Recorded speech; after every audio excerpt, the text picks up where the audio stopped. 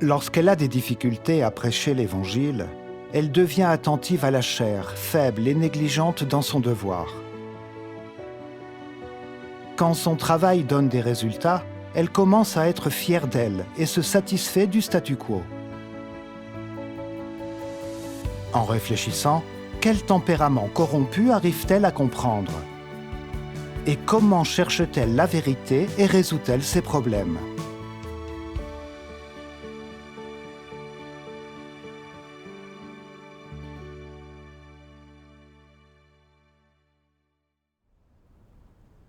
En 2020, j'ai accepté l'œuvre de Dieu Tout-Puissant dans les derniers jours. Ce fut une bénédiction de pouvoir accueillir le retour du Seigneur. Pour répandre cette bonne nouvelle extrêmement importante, j'ai prêché l'Évangile, espérant que davantage de gens pourraient revenir à Dieu en entendant sa voix. Cependant, en février 2022, à cause de la répression des croyances religieuses par le gouvernement du Myanmar, mon église a été persécutée et le travail d'évangélisation en a été grandement entravé. Certains frères et sœurs n'assistaient pas aux réunions par lâcheté et par faiblesse. D'autres devenaient passifs dans leurs devoirs. Et le travail d'évangélisation était au point mort. À ce moment-là, moi aussi j'étais passive dans mon devoir. Je faisais ce que ma dirigeante me disait de faire. Je croyais abreuver normalement les gens, mais ils n'assistaient pas régulièrement aux réunions et étaient passifs. Je ne pouvais donc rien y faire. Parfois, il n'y avait plus d'Internet. Je ne pouvais donc plus me connecter pour en savoir plus sur le travail. Je devais donc trouver du réseau ailleurs. Parfois, même en cherchant longtemps, je ne trouvais pas de bonne connexion. Alors j'ai fini par ne plus avoir envie d'en chercher. La passivité peut affecter le travail. Oui. À l'époque, je prêchais l'Évangile à la parente d'une sœur. Sa famille de 3 personnes avait accepté l'œuvre de Dieu. Pendant 10 jours, j'ai habité chez ces gens et je les ai abreuvés. Je me contentais d'abreuver ces nouveaux arrivants. Je ne voulais plus prêcher. Je me disais, les rumeurs dans les villages voisins font qu'il est difficile d'y prêcher. Si j'abreuve bien ces 3 personnes, elles me feront prêcher à leurs proches et à leurs amis. N'est-ce pas une bonne façon de prêcher l'Évangile? Et donc, quand on me parlait de destinataires potentiels de l'Évangile dans les villages voisins, il était rare que je discute de la manière de leur prêcher l'Évangile. Cela affectait le travail d'évangélisation. Plus tard, quand nous avons revu le travail, la dirigeante a dit que le travail d'évangélisation avait presque cessé ce mois-là. Et elle a mentionné d'autres problèmes. J'en ai été très attristée. Plus tard, une sœur m'a rappelé que je m'étais contentée du statu quo sans chercher à progresser. Je me suis soudainement éveillée. Je me suis rendu compte que je ne portais pas de fardeau dans mon devoir. Je ne faisais pas ce que devait faire une dirigeante d'église. Et je ne résolvais pas les difficultés, ce qui affectait le travail d'évangélisation. En y songeant, je me suis sentie mal à l'aise. Dans ma réflexion, j'ai lu la parole de Dieu. Certains ne portent aucun fardeau pour l'Église. Ils sont paresseux et ne se soucient que de leur propre chair. Ces gens sont extrêmement égoïstes et ils sont aussi aveugles. Tu ne porteras aucun fardeau si tu ne comprends pas cette question. Plus tu es soucieux de la volonté de Dieu, plus lourd sera le fardeau qu'il te confiera. Les égoïstes ne sont pas prêts à souffrir de telles choses, ni à payer le prix. Et ils manqueront des occasions d'être rendus parfaits par Dieu. Ne se font-ils pas du tort à eux-mêmes? Si tu es soucieux de la volonté de Dieu, tu porteras un véritable fardeau pour l'Église. En fait, au lieu d'appeler cela un fardeau que tu portes pour l'Église, il serait mieux de l'appeler un fardeau que tu portes pour ta propre vie. Car ce fardeau sert à ce que tu sois rendu parfait par Dieu à travers de telles expériences. Par conséquent, ceux qui portent le fardeau le plus lourd pour l'Église, qui portent un fardeau pour entrer dans la vie, sont ceux qui seront rendus parfaits par Dieu. As-tu clairement vu cela? Si l'Église à laquelle tu appartiens est dispersée comme le sable, mais que tu ne t'en soucies pas, que tu fermes les yeux quand d'autres ne mangent ni ne boivent les paroles de Dieu de façon normale, alors tu ne portes aucun fardeau. De tels hommes ne sont pas du genre à plaire à Dieu. Les hommes qui plaisent à Dieu ont faim et soif de justice, et ils sont soucieux de la volonté de Dieu. Amen. Amen. En méditant ces paroles, je me suis sentie coupable. J'étais dirigeante d'église, mais en voyant le travail au point mort, je ne ressentais pas d'urgence. Je me cherchais des excuses, telles que, sans bonne connexion, il était normal que je ne sois pas au courant du travail. J'échangeais rarement avec mes frères et sœurs sur la façon de prêcher l'Évangile aux destinataires potentiels. Et quand ils avaient besoin de moi, ils ne me trouvaient pas. L'Église est persécutée. Mes frères et sœurs étaient craintifs et faibles, incapables de faire leurs devoirs. Mais je ne cherchais pas à résoudre cela. Enfin, je me suis rendu compte que la cessation du travail d'évangélisation avait un rapport direct avec moi. Les paroles de Dieu disent « Certains ne portent aucun fardeau pour l'Église. Ils sont paresseux et ne se soucient que de leur propre chair. Ces gens sont extrêmement égoïstes et ils sont aussi aveugles. » Amen. Cette personne égoïste, décrite dans la parole de Dieu, c'était moi. Je ne portais pas de fardeau dans le travail d'église, me satisfaisant du statu quo. Je refusais de souffrir et de payer un prix. Face au travail d'évangélisation en souffrance, je ne ressentais aucune urgence et je devenais faible et passive devant les difficultés. J'étais trop égoïste. J'ai pensé que d'autres églises étaient aussi persécutées par le gouvernement, mais que les frères et sœurs prêchaient l'Évangile et créaient de nouvelles églises, alors que notre travail d'évangélisation avait cessé. La cause était que j'étais égoïste, ne portais aucun fardeau et n'assumais aucune responsabilité. J'étais très redevable à Dieu. Lorsque j'avais porté un fardeau, si quelqu'un étudiait le vrai chemin, je faisais vite en sorte que quelqu'un prêche l'Évangile. Et quand les frères et sœurs avaient des problèmes, j'échangeais sur la vérité pour les résoudre. Plus je coopérais, plus j'avais l'œuvre du Saint-Esprit. Notre travail était efficace. Et je ressentais de l'aisance et du plaisir. Mais ces derniers temps, parce que je faisais mon devoir sans porter de fardeau, le travail d'évangélisation s'avérait inefficace. C'est alors que, grâce à ces paroles de Dieu, ceux qui portent le fardeau le plus lourd pour l'Église, qui portent un fardeau pour entrer dans la vie, sont ceux qui seront rendus parfaits par Dieu. J'ai enfin compris un peu mieux. Seuls ceux qui portent un fardeau dans le travail de l'Église peuvent être perfectionnés par Dieu. Exact. Je me suis rendu compte également que si je ne pouvais pas sortir de ma passivité, le travail de l'Église en serait affecté et je serais révélée et chassée. À cette pensée, j'ai eu un peu peur. Je ne pouvais plus être négligente. J'ai demandé à Dieu de m'aider à porter un fardeau et de me guider pour que j'accomplisse bien mon devoir. Dieu bénit ceux qui se dépensent sincèrement pour lui. Si tu es diligente dans ton devoir, si tu t'efforces de t'améliorer, tu obtiendras l'éclairage du Saint-Esprit. Et tu seras efficace dans ton devoir. Exact. À l'inverse, si tu n'es pas disposée à payer un prix, et que dans ton devoir, tu es paresseuse, tu ne progresseras pas, tu n'obtiendras rien. Et tu ne réussiras pas ce que tu aurais pu réussir. Exactement. Après cela, j'ai discuté avec les dirigeants de groupe des autres endroits où nous pourrions aller prêcher l'Évangile. Nous avons trouvé un village où tout le monde croyait au Seigneur, mais il n'y avait personne qui convienne pour y aller.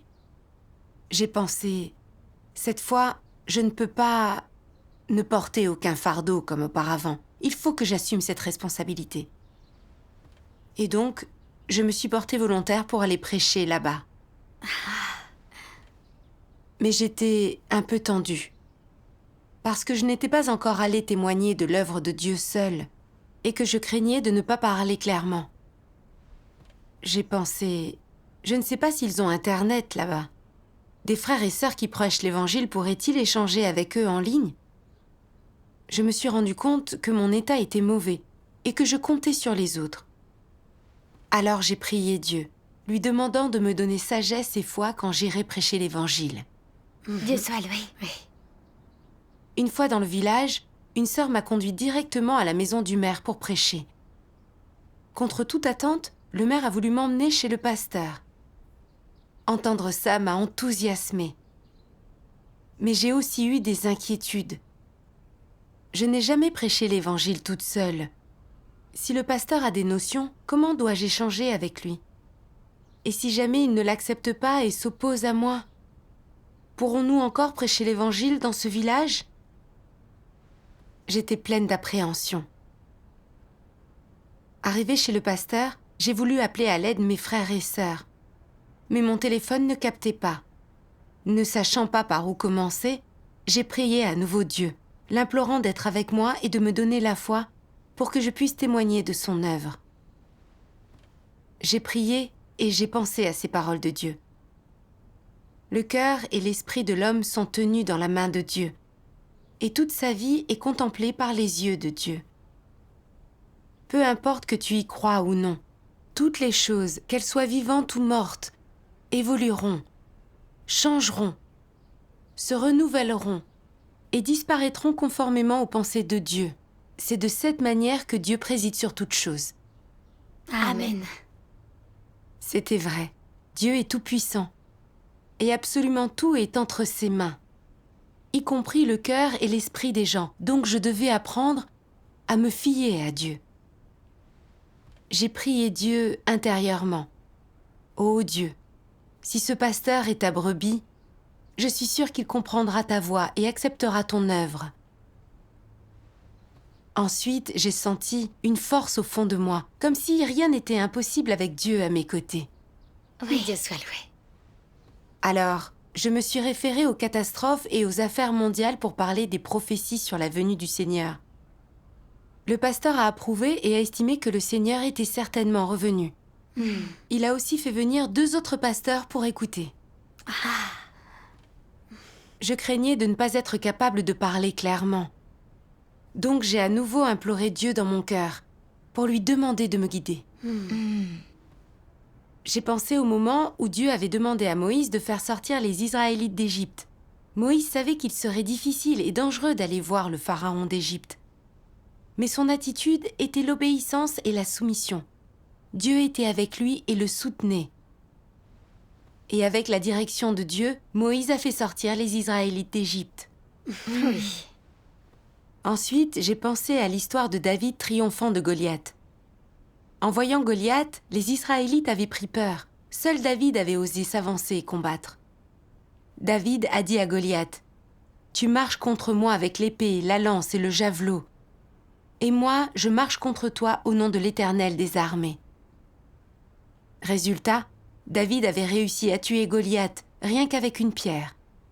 Exact. Ces 2 histoires m'ont fait comprendre que, face aux difficultés, ce n'est qu'avec une vraie foi qu'on peut voir les actes de Dieu. Et que la fin des gens est le début de Dieu. Amen. À cette pensée, j'ai trouvé le courage d'agir. Dieu soit loué. Dieu soit loué. À ce moment-là, 2 autres pasteurs sont arrivés. En me servant des prophéties bibliques, j'ai échangé avec eux sur la manière dont Dieu apparaissait et œuvrait incarné dans les derniers jours, sur le sens de l'incarnation de Dieu et sur ce qu'était l'incarnation. J'ai aussi témoigné que Dieu était venu accomplir l'œuvre du jugement, que le nom de Dieu dans les derniers jours était Dieu Tout-Puissant et qu'il était le Seigneur Jésus revenu. Le premier pasteur a pleuré d'enthousiasme. En essuyant ses larmes, il a déclaré « Je prêche pour le Seigneur depuis plus de 40 ans et j'ai passé ma vie à attendre son retour. Maintenant, le Seigneur est vraiment revenu. Je suis reconnaissant à Dieu de pouvoir accueillir le Seigneur. » En écoutant ce pasteur, j'en ai pleuré d'émotion et j'ai aussi été reconnaissante à Dieu. En fait, si le pasteur pouvait accepter l'Évangile et comprendre les paroles de Dieu, c'était grâce à la direction de Dieu. Dieu soit loué. En te fiant à Dieu, tu verras sa direction et son orientation. Oui. Le pasteur l'a accepté et a dit qu'il ferait entendre mon serment à tout le village ce soir-là. J'ai été si touchée que j'ai remercié Dieu. Ce soir-là, le pasteur et le maire ont invité les habitants de 2 villages à se réunir. Et ils ont annoncé à tous la venue du Seigneur. plus de 30 personnes ont accepté l'œuvre de Dieu des derniers jours ce soir-là. Rendons Dieu grâce à Dieu Dieu. soit loué. Certains villageois ont dit « Cela fait 4 ans que le gouvernement nous interdit de croire au Seigneur.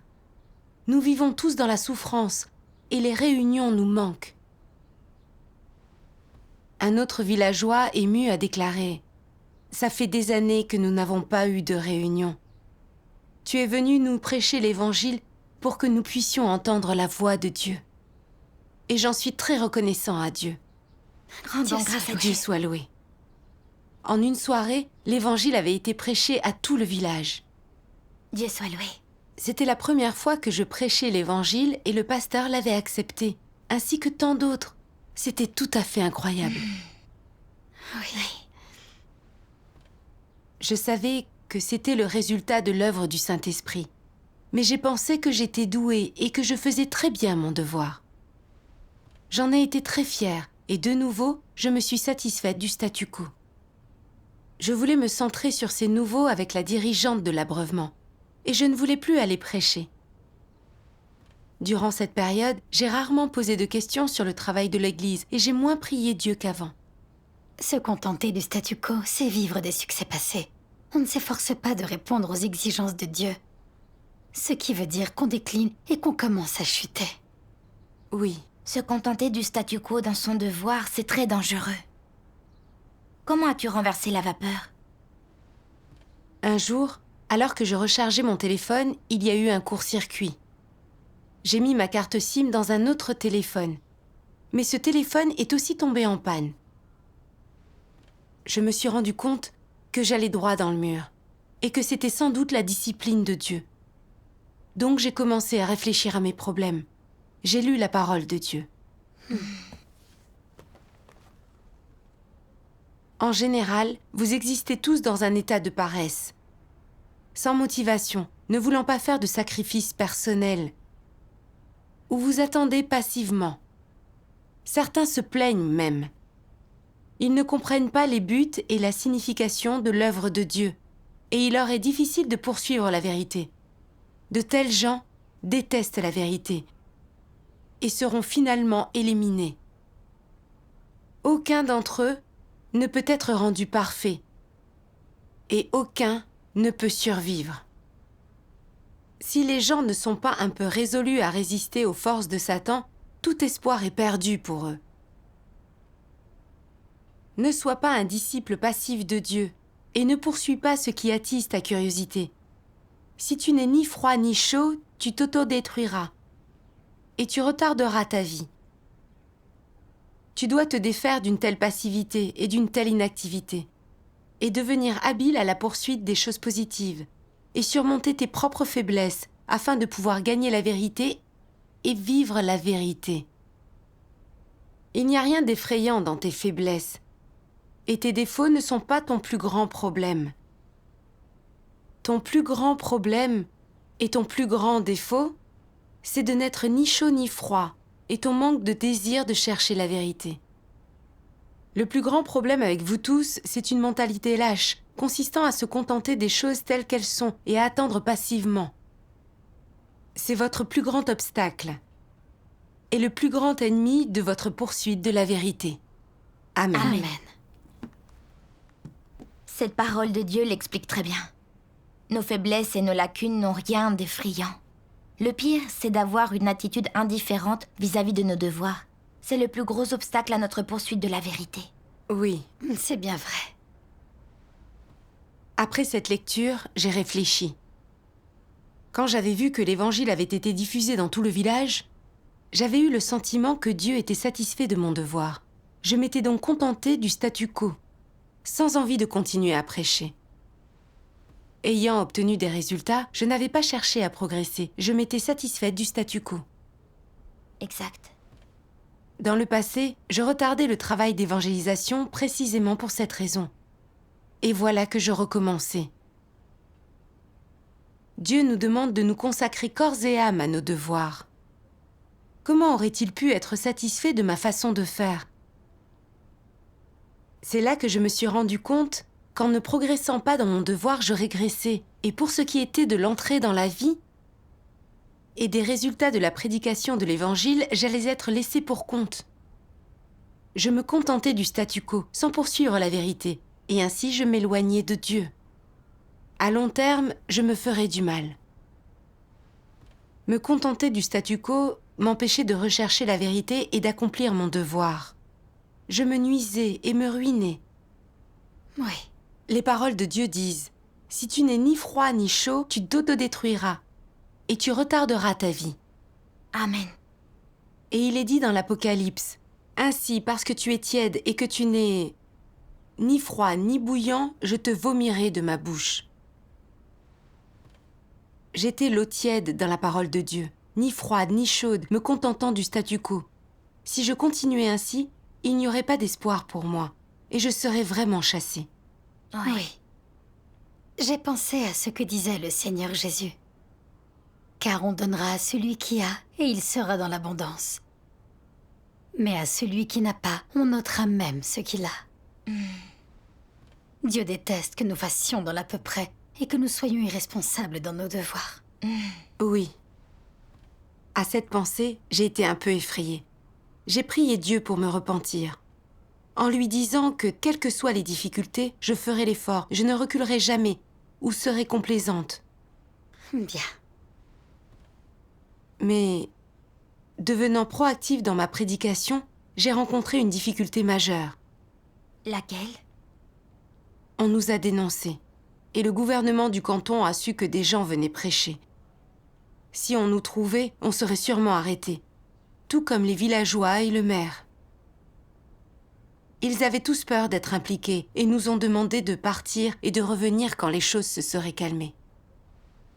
J'ai pensé, que va-t-il arriver à ces nouveaux arrivants si nous partons? Ils viennent d'accepter l'Évangile et ils n'ont aucune base. Mais si nous restons, nous risquons clairement d'attirer l'attention. Finalement, nous avons décidé que la sœur chargée de l'abreuvement partirait et que je resterai pour soutenir les nouveaux arrivants. Je savais que cet arrangement était le plus approprié. Cependant, j'étais un peu triste. J'avais l'impression d'être complètement seule dans un endroit étrange. Le pasteur avait encore des notions et n'était pas certain du vrai chemin. Et comme il craignait d'être arrêté, il voulait aussi que je parte. J'étais très affligée. Le pasteur et le maire me chassaient, et c'était comme si je n'avais pas de domicile. Dans ces conditions, j'ai perdu toute motivation pour prier. J'avais aussi le mal du pays. J'ai échangé avec le pasteur et j'ai vu qu'il avait encore beaucoup de notions. J'étais convaincue qu'il n'avait pas une bonne compréhension. Peu de nouveaux arrivants venaient aux réunions par peur d'être arrêtés, et je ne les soutenais pas. À ce moment-là, j'ai pensé « C'est bien que quelques-uns viennent. Je les appelle, mais les autres ne viennent pas. Je ne peux rien faire de plus. » Le nombre de ceux qui assistaient régulièrement aux réunions a diminué, et j'étais en proie aux difficultés et déprimée. Plus tard, au téléphone, j'ai parlé de mon état à une sœur, et elle m'a envoyé un passage de la parole de Dieu. Dieu Tout-Puissant dit : c'est ainsi que sont les gens quand ils n'ont pas obtenu la vérité. Ils vivent tous par passion, une passion qui est extrêmement difficile à entretenir. Il faut qu'il y ait quelqu'un pour leur prêcher et échanger avec eux tous les jours. Une fois qu'il n'y a plus personne pour les abreuver et les nourrir, et plus personne pour les soutenir, leurs cœurs se refroidissent à nouveau, ils se relâchent une fois de plus. Et quand leur cœur s'affaiblit, ils deviennent moins efficaces dans leurs devoirs. S'ils travaillent plus dur, l'efficacité augmente, ils accomplissent leurs devoirs de façon plus productive et ils obtiennent plus. Est-ce là votre expérience? Les gens doivent avoir de la volonté. Seuls ceux qui ont de la volonté peuvent vraiment lutter pour la vérité. Et ce n'est qu'une fois qu'ils ont compris la vérité qu'ils peuvent accomplir leur devoir correctement, satisfaire Dieu et faire honte à Satan. Si tu as ce genre de sincérité, et que tu planifies non pas pour toi-même, mais uniquement pour obtenir la vérité et accomplir ton devoir correctement, alors tu accompliras ton devoir de façon normale et tu pourras continuer avec constance à l'accomplir. Quelles que soient les circonstances, vous serez en mesure de continuer à faire votre devoir. Quelle que soit la personne ou la chose pouvant venir t'induire en erreur ou te déranger, que ton humeur soit bonne ou mauvaise, tu pourras toujours accomplir ton devoir normalement. De cette façon, Dieu pourra rassurer son esprit à ton sujet, et le Saint-Esprit pourra t'éclairer dans la compréhension des principes de la vérité et te guider pour entrer dans la réalité de la vérité, si bien que tu seras assuré d'accomplir ton devoir conformément aux normes. Tu dois être convaincu que tout est entre les mains de Dieu et que les humains ne font que coopérer avec lui. Si ton cœur est sincère, Dieu le verra et il t'ouvrira tous les chemins, aplanissant toutes les difficultés. Telle est la conviction que tu dois avoir. Par conséquent, vous n'avez à vous inquiéter de rien pendant que vous accomplissez votre devoir, tant que tu utilises toutes tes forces et que tu y mets tout ton cœur.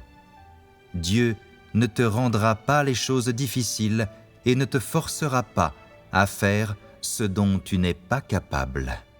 Amen. Amen. En appliquant cette parole de Dieu, j'ai vu que je ne faisais mon devoir que par enthousiasme, sans être fidèle à Dieu. À cause des persécutions, le maire m'avait demandé de partir, et les nouveaux avaient déserté les réunions par peur d'être arrêtés.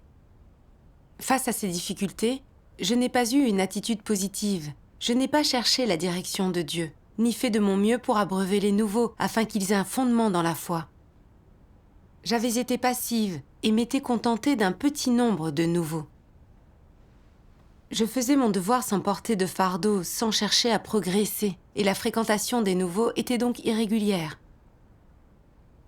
Les paroles de Dieu disent « Quand leur cœur s'affaiblit, ils deviennent moins efficaces dans leur devoir. S'ils travaillent plus dur, l'efficacité augmente. Ils font leur devoir de façon plus productive et ils obtiennent plus. » Amen. Amen. C'est bien vrai. Quand je portais un fardeau, je pouvais voir la direction et les bénédictions de Dieu, et ma prédication était efficace. Mais quand j'avais des difficultés, je ne portais pas de fardeau. J'étais irresponsable, faible et passive, et je devenais inefficace. Je pouvais accomplir un devoir par la grâce de Dieu, mais j'étais incapable de bien le faire pour satisfaire Dieu. J'étais bien trop rebelle. Grâce à ton échange, je me rends compte qu'il est crucial d'avoir un sens du fardeau vis-à-vis du devoir. On doit se dépenser sincèrement pour Dieu, porter un fardeau afin d'obtenir l'œuvre du Saint-Esprit et voir les bénédictions de Dieu. Dieu est vraiment juste. Oui. J'ai lu d'autres paroles de Dieu.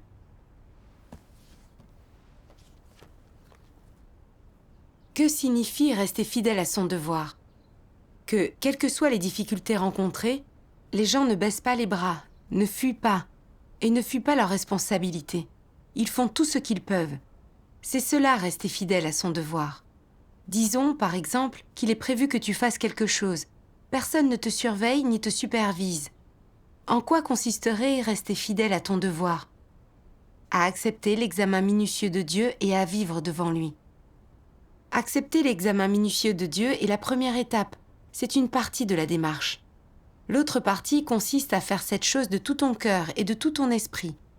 Comment peux-tu agir avec tout ton cœur et tout ton esprit? Tu dois accepter la vérité et la mettre en pratique. Tu dois accepter tout ce que Dieu demande et tu dois y obéir. Tu dois traiter ton devoir comme ton affaire personnelle, sans besoin de l'attention des autres, de leur surveillance constante, de leur contrôle, pression et supervision, ni même de leur traitement et leur émondage. Tu dois te dire « J'ai la responsabilité d'accomplir ce devoir.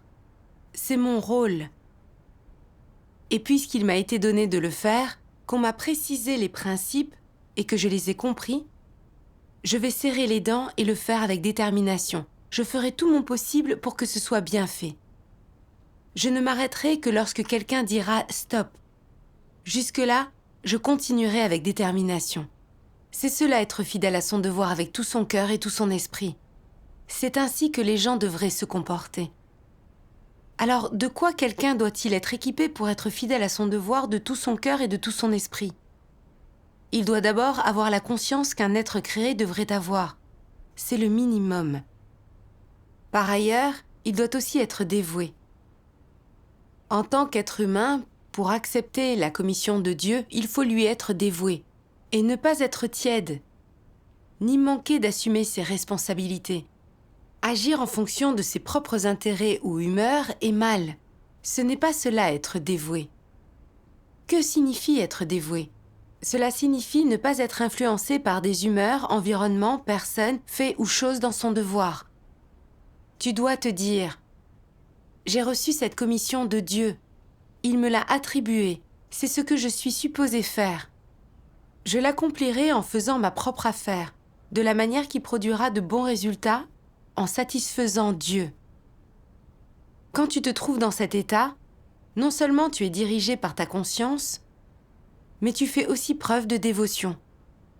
Si tu te satisfais juste de le faire, sans désirer être efficace et voir des résultats, estimant que quelque effort suffise, alors c'est le standard de la conscience, et non de la dévotion. Amen. Amen.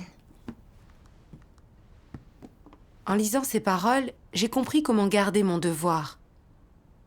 Ce devoir m'étant confié, je devais donc faire de mon mieux pour bien le faire et sans la supervision de personne. Même si j'affrontais des difficultés, si mes intérêts étaient en jeu ou s'il fallait que je souffre, je devais accepter l'inspection de Dieu et faire mon devoir. Tant que le travail d'évangélisation était en cours, je devais faire tout mon possible et traiter mon devoir comme ma mission. Et je ne pouvais pas abandonner, me soustraire à mes responsabilités. Ainsi, je conserverai mon devoir. Amen. Ensuite, j'ai échangé avec ceux qui n'assistaient pas aux réunions.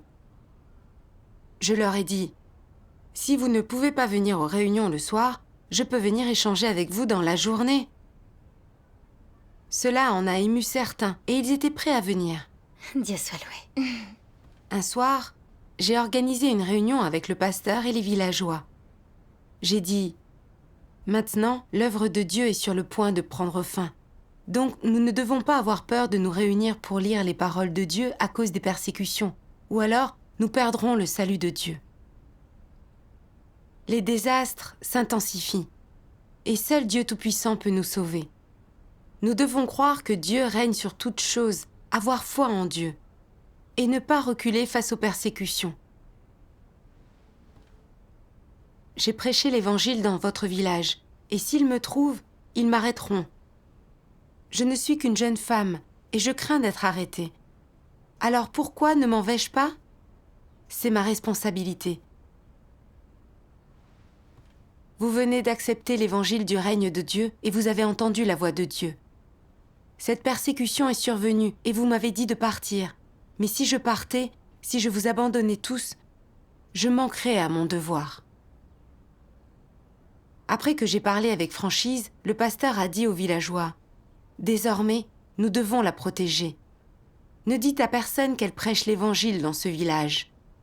Si on vous le demande, dites que vous ne savez pas. Dieu soit loué. Dieu soit loué. » En entendant le pasteur, j'ai été très émue. Même s'il avait encore beaucoup de notions religieuses, il était désireux de chercher. J'ai donc échangé en ciblant ces notions. Et les frères et sœurs ont envoyé au pasteur des paroles de Dieu Tout-Puissant, ce qui a résolu certaines de ces notions.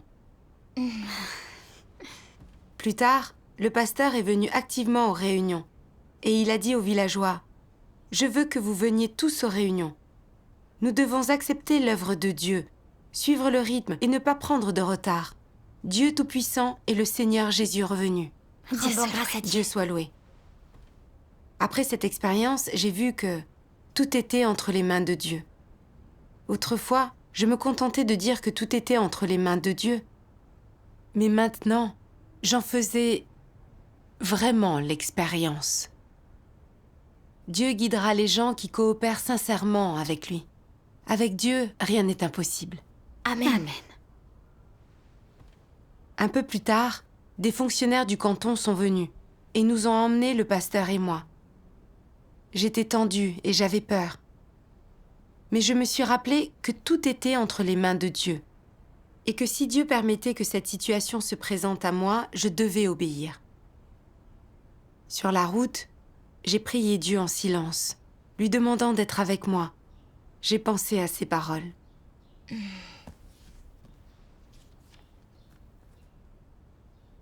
Quelle que soit la puissance de Satan, quelle que soit son audace, quelle que soit son ambition ou son habileté à infliger des dommages, quelle que soit l'ampleur de ses tactiques pour corrompre et séduire l'homme, quelle que soit la ruse de ses stratagèmes et de ses plans pour menacer l'homme, quelle que soit la flexibilité de la forme dans laquelle il existe, jamais il n'a été capable de créer la moindre chose vivante. Jamais il n'a été capable d'établir des lois ou des règles pour l'existence de toute chose. Jamais il n'a été capable de régner et de contrôler n'importe quel objet animé ou non. Dans le cosmos et le firmament, pas un seul être ou objet est né de lui ou existe à cause de lui. Pas un seul être ou objet est dirigé par lui. Pas un seul être ou objet est contrôlé par lui. Au contraire, non seulement il doit vivre sous la domination de Dieu, mais il doit de plus obéir à tous les ordres et commandements de Dieu. Sans la permission de Dieu, Satan ne peut même pas toucher une goutte d'eau ou un grain de sable sur la terre.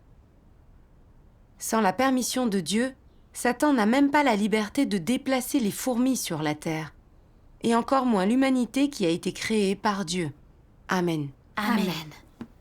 Dieu soit loué, ce passage de la parole de Dieu est percutant. Satan a beau sévir, il ne peut pas échapper à la souveraineté de Dieu. Et il n'est qu'un pion dans la main de Dieu, un outil de service. Exact. En pensant à ces paroles, j'ai cessé d'avoir peur, je me suis calmée, convaincue que tout était entre les mains de Dieu. Oui. Au gouvernement du canton, le pasteur et moi avons été enfermés pour interrogatoire. À ce moment-là, le pasteur a été pris de migraine. Il n'avait plus de force, ses mains et ses pieds tremblaient, et il souffrait. Il a eu peur de mourir sur place. J'ai échangé avec lui.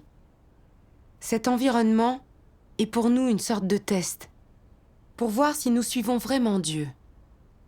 Tout est entre les mains de Dieu, et Satan ne nous fera rien sans la permission de Dieu. Nous devons avoir la foi. En entendant mon échange, le pasteur a été ému aux larmes. Il m'a dit « Dieu soit loué. Tout est entre les mains de Dieu, et Dieu est avec nous. Je ne crains donc pas la mort. » Dieu soit loué. Puis il m'a dit « S'il nous interroge, je dirai que tu es ma fille, et que tu m'aides dans mon travail. » Le pasteur et moi avons eu la confiance nécessaire pour vivre cet environnement. Dieu soit loué. En fin de compte, on a écopé d'une amende de 300 yuan et on a pu partir. Dieu soit loué. Dieu soit loué. Avec cette arrestation, j'ai vu la souveraineté toute-puissante de Dieu. Et j'ai vu que les gens étaient tous entre ses mains. Bien que le chemin de la prédication soit difficile et dangereux, j'ai un peu mûri au cours de cette période. Autrefois, quand j'étais persécutée, je me montrais passive. Mais maintenant, j'assume mes responsabilités face au danger. Ce changement et ce gain précieux, je n'aurais pas pu les recevoir autrement. Oui. Dieu Dieu soit soit loué. loué.